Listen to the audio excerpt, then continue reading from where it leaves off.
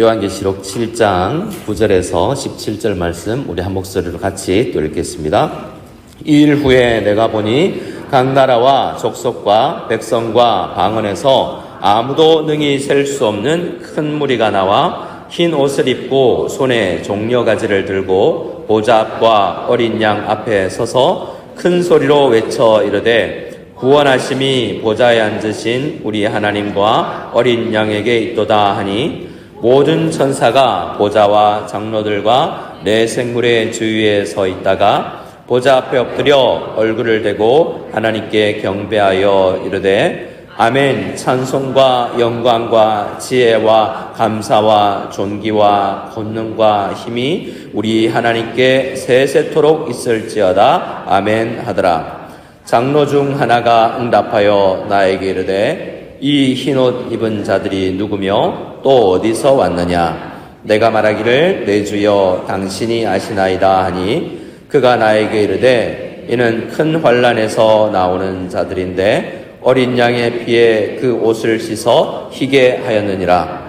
그러므로 그들이 하나님의 보좌 앞에 있고 또 그의 성전에서 밤낮 하나님을 섬기매 보좌에 앉으신 이가 그들을 위해 장막을 지시리니 그들이 다시는 줄이지도 아니하며 목마르지도 아니하고 해나 아무 뜨거운 기운에 상하지도 아니하리니 이는 보좌 가운데 계신 어린 양이 그들의 목자가 되사 생명수 샘으로 인도하시고 하나님께서 그들의 눈에서 모든 눈물을 씻어 주실 것임이라. 아멘. 저를 한번 따라해 주시기 바랍니다. 눈물 씻어 주시는 분이 계십니다. 이 땅은 눈물이 많은 곳이죠. 네, 각종 이유로 우리가 눈물을 흘리고 슬퍼하지만 지금도 아시고 우리 주님께서 우리를 위해서 기도하고 계시며 언젠가 우리가 천국 입성할 때 12진주문 지날 때 많은 사람들이 이야기합니다. 진주가 조개가 이렇게 아픔을 품고 연거려지는 게 진주라는 보석이잖아요. 진주문이 그냥 아름답다, 보석이다라고도 이야기하지만 그 진주는 또 성도들의 아픔을 상징하기도 한다라고 합니다. 문 하나 지날 때 이것도 아팠지, 이것도 힘들었지라고 주님께서 말씀해 주시면서 우리를 위로해 주실 텐데 우리 이 아침에도 위로를 경험할 수 있는 우리 모두가 될 수 있기를 소원합니다. 오늘 마지막 16절, 17절 말씀을 중심으로 함께 말씀을 나눌까 합니다. 우리 16절 말씀 먼저 목소리를 읽어보겠습니다. 그들이 다시는 줄이지도 아니하며 목마르지도 아니하고 해나 아무 뜨거운 기운에 상하지도 아니하리니. 아멘. 제가 발음을 해나라고 하기도 했는데 해나라고도 해야 됩니다. 이게는 태양이고요. 뜨거운 것이죠. 우리가 다시는 줄이지도 않고 목마르지도 않는다. 그리고 해나 뜨거운 기운에 우리가 상하지도 않는다라고 이야기합니다. 천국에 가면요. 근데 이 땅에 살면서는 이 요한계시록을 처음 읽었던 우리 성도들이나 이 글을 쓰고 있는 요한도 밤모섬에서 고생하고 힘겨워하고 있으면서 이걸 소망한 것입니다. 이 시대는 많이 줄이지는 않는 시대라고 하지만 사실 여전히 줄임도 있지 않습니까? 특별히 우리는 그렇게 부유한 나라에 살고 있지 않으니까 우리 주변을 돌아보면 항상 줄인 사람, 목마른 사람, 이 뜨거운 나라에 해나 뜨거운 기운에 상한다라는 것도 우리가 알고 있습니다. 이 세상이 이런 것들로 점철되어 있는 그런 인생을 우리가 살아가는 거죠. 그런데 이 약속은 원래 이사야서 49장에서 나온 약속이었어요. 이사야서 49장 10절에 보면 그 오래전 이사야 선지자가 바벨론 포로에 끌려가 있는 그들이 귀환하게 될 것이라고 생각하면서 그들이 굶주렸는지는 몰라도 포로 생활 자체, 그러니까 이것은 죄에 점철되어 있어서 풍요롭지 못한, 예수님을 믿으면 풍성하게 될 것이라 약속하셨는데 풍성하지 못한 우리 모두가 어떤 면에서 굶주려 있고 목말라 있는 상태라고도 할 수 있습니다.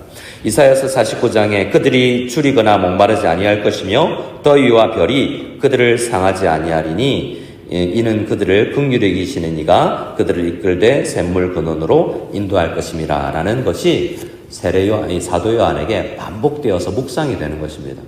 그러니까 세례 요한이 살던 2000년 전도 그렇고 또 이사야가 살던 시대도 그렇고 항상 이 땅은 주림이 있고 목마름이 있고 뜨거운 기운이 있는 이 땅을 우리가 살아가게 되는 거죠.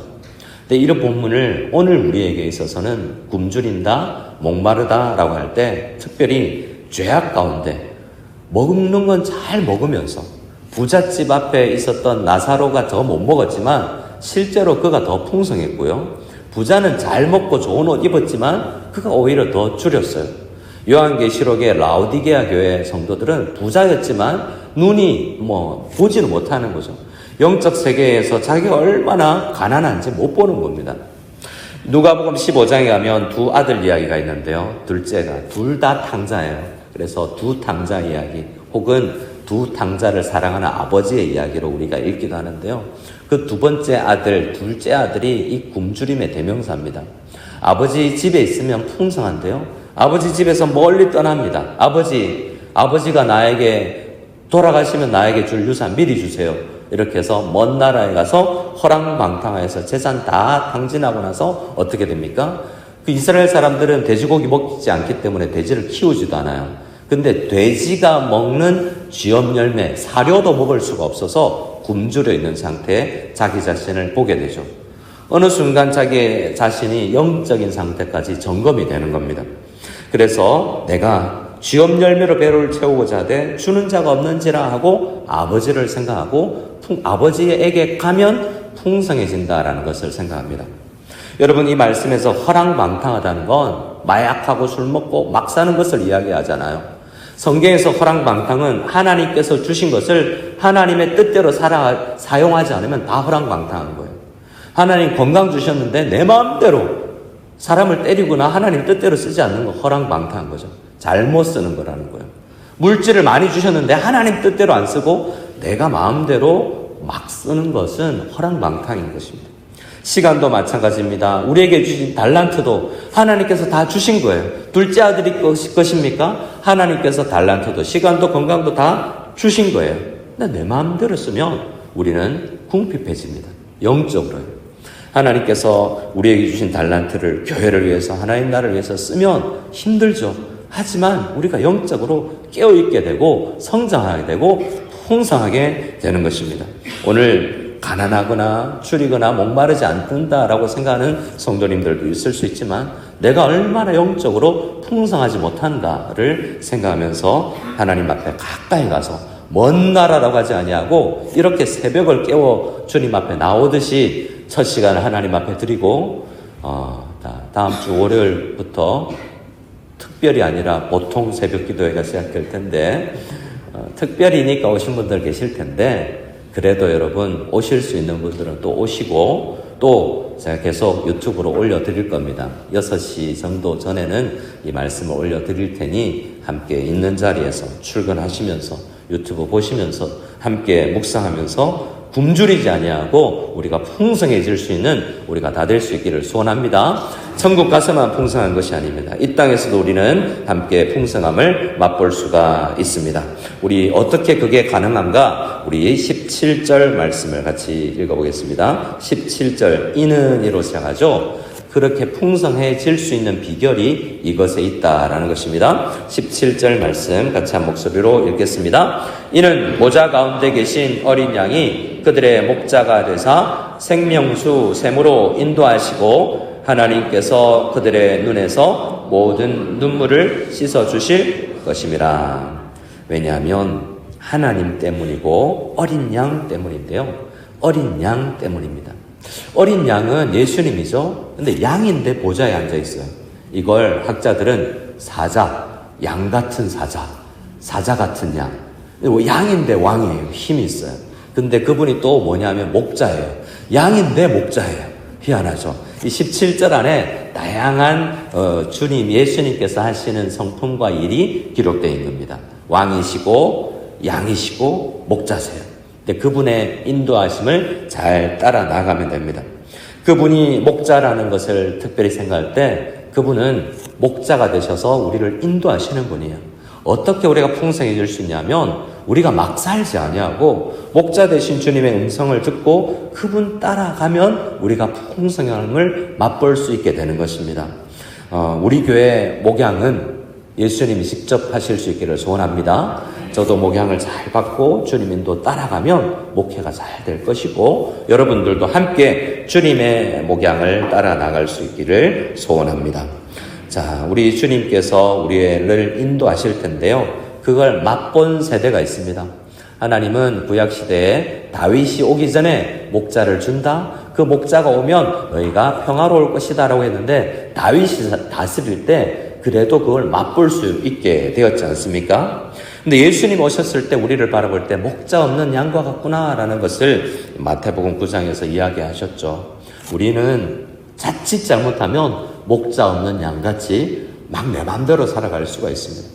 날마다 시선을 교정하지 않으면 우리 주님에게 시선을 고정하지 않으면 우리가 곁길로 빠질 수 있기 때문에 항상 목자 되신 주님께 집중하고 나아갈 수 있는 저와 우리 모두가 될 수 있기를 소원합니다. 그곳에 가면 이제 여기는 굶주리고 또 목마르다라고 이야기하는데요. 요한계시록 21장 이후에 가면 사망도 없다라고 이야기합니다. 그것에 가면 다시는 사망도 눈물도 없다라고 이야기합니다. 뭐가 없다고요? 사망이요. 근데 우리 성도는 어떤 사람이냐면 죽음을 두려워하지 않는 사람입니다. 그래서 하이델베르크 요리문답이라는 우리 독일에서 제작된 신앙 고백서가 있는데요. 거기에 보면 성도는 예수님이 내 죄를 위해서 죽으셨는데 왜 죽습니까? 라고 질문합니다. 여러분, 우리는 안 죽어도 되잖아요. 죄 때문에 죽는 것인데 예수님께서 내 죄를 위해서 죽으셨으니 우리는 안 죽어도 돼요. 그래서 그리스도인들은 죽는 것이 죄 때문에 죽는 게 아닙니다. 우리는 죄 때문에 죽을 필요는 없어요. 근데 죽음은 뭐냐면 따라합시다. 죄를 그치는 것입니다. 하이델베르크에서는 우리의 죽음은 더 이상 육체를 입고 육체 때문에 우리가 죄를 지을 수밖에 없는데요. 죄를 그치는 그날이 되는 거예요. 그래서 어떤 사람은 죽음의 날을 너무 힘들어하지 않고 이제 죄 안 짓고 사는구나 라고 생각할 수도 있다라는 것입니다. 하지만 이 땅에서 사망이 만들어내는 슬픔이 있죠. 그 슬픔이 우리에게 있습니다. 사망이 우리에게 있으면 슬픔이 있죠. 사망 자체는 우리에게 슬픈 게 아닐지라도 우리 부모님, 우리 친구, 우리 가족이 죽으면 목숨을 잃으면 슬프지 않습니까? 그것이 우리의 인생을 살아갈 때 경험됩니다. 근데 주님이 목자가 되시면 이 땅에서도 우리를 샘물로 인도하시면서 그 가운데서도 위로를 받게 되는 것입니다. 최근에 상처가 있고 눈물이 많으신 성도님 계시면 주님께서 닦아주시는 눈물을 닦아주시는 은혜를 경험할 수 있게 되기를 소원합니다. 우리는 대한민국 안에서 최근에 비행기 사고로 제가 비행기 타고 일주일 전에 필리핀 땅 올 때 착륙하는데 한국 사람들이 박수를 막 치더라고요. 안전하다라는 거죠. 살았다라는 거. 얼마나 죽음이 이 땅에 우리에게 공포를 줍니까?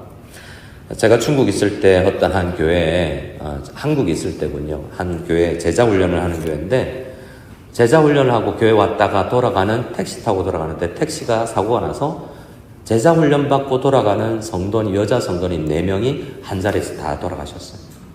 그 이야기를 사랑의 교회 옥하는 목사님이 당시에 들으시고 엄청 슬퍼하셨던 것을 중국에서 일어난 일인데 제자훈련하는 교회에 일어나는 일이라면 내 아픔처럼 받아들이는 옥하는 목사님의 슬픔을 저희 보면서 그 슬픔 당한 교회를 위로하기 위해서 많이 애쓰시는 것을 봤습니다.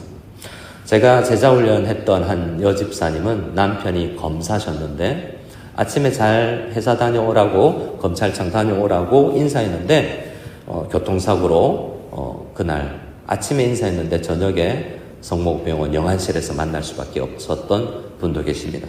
19년차 검사셨는데 그래서 연금도 나오지 않는 상황이 되는 거죠.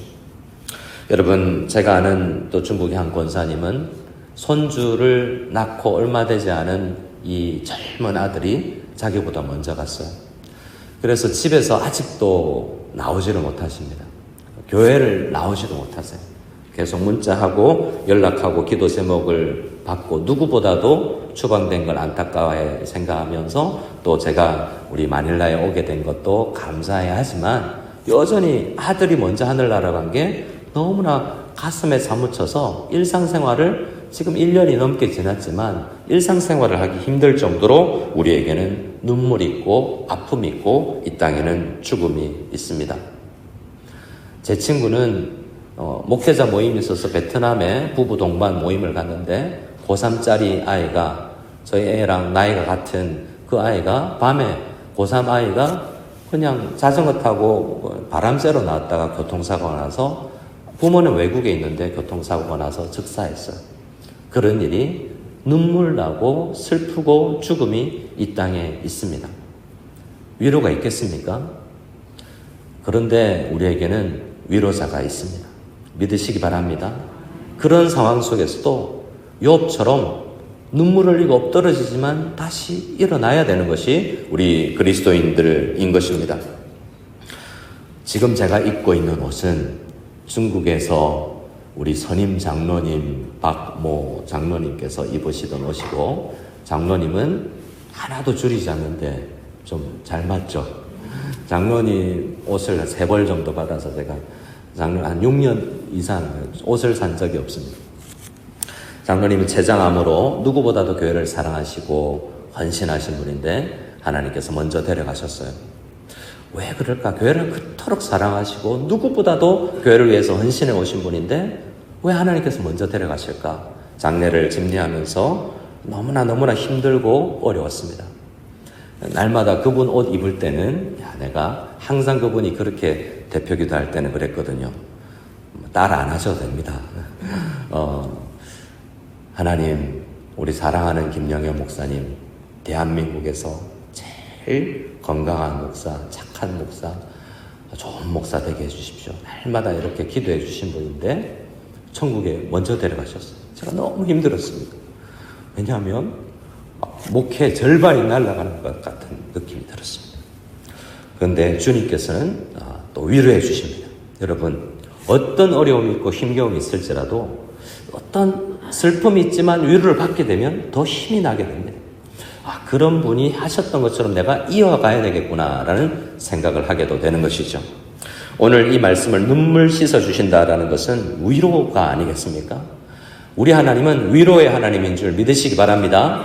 고린도후서 1장 말씀에 찬송하리로다. 그는 우리 주 예수 그리스도의 하나님이시요 자비의 아버지시요. 따라합시다. 모든 위로의 하나님이시며 우리 하나님은 위로의 하나님이신 것을 믿으시기 바랍니다. 그 하나님은 어떻게 우리를 위로하느냐면 우리의 모든 환난 중에서 우리를 위로하사 우리의 모든 환난 중에서 우리를 위로하시는 분이고 우리를 위로하서 위로를 받은 우리로 하여금 다른 한 환난 중에 있는 자들을 능히 위로하게 하시는 하나님이에요. 그러니까 우리가 먼저 위로를 받고 우리가 해야 될 일은 뭐냐면 다른 위로가 필요한 상황 가운데 있는 성도들을 위로하는 사람이 우리가 되어야 되는 것입니다. 우리 예수님만 눈물 닦아주시는 것이 아니에요. 우리도 서로의 눈물을 닦아줘야 하는 것입니다. 우리 성도들 가운데 눈물 흘리는 자들과 함께 눈물 흘리고 함께 웃는 자들과 함께 웃어주는 정말 위로가 넘치는 우리 마닐라 한인학교 다 될 수 있기를 소원합니다. 그래서 힘겨운 일이 있어도 환난 당하는 일이 있어도 그 환난 속에서 위로를 받고 서로가 서로를 위로하여서 새 힘을 얻어서 하나님 앞에 정말 주어진 사명을 감당해 나갈 수 있는 이 땅에서도 천국을 맛볼 수 있는 우리 마닐라 한인학교에 다 될 수 있기를 소원합니다. 우리가 환난 당하는 것도 너희가 위로와 구원을 받게 하려는 것이요 이 위로가 너희 속에 역사하여 우리가 받는 것 같은 권한이 너희에게 있지만 견디게 하여 줄 믿는다라고 사도 바울이 이야기했습니다. 우리 이 땅을 살아가면서 위로를 경험하며 위로하며 함께 나아갈 수 있는 우리 모두 될 수 있기를 소원합니다. 아멘. 이 시간 서로 한번 위로하고 함께 찬양하고 기도하겠습니다. 옆 사람 손을 잡으실 수 있는 분은 손을 잡으시고 너무 이성 간에 있을 때는 안 하셔야 됩니다. 손 한번 잡아주시고 수고했다고 등도 한번 두드려 주시고 위로합니다. 사랑합니다. 축복합니다. 우리 함께 격려했으면 좋겠습니다. 주님의 이름으로 위로합니다.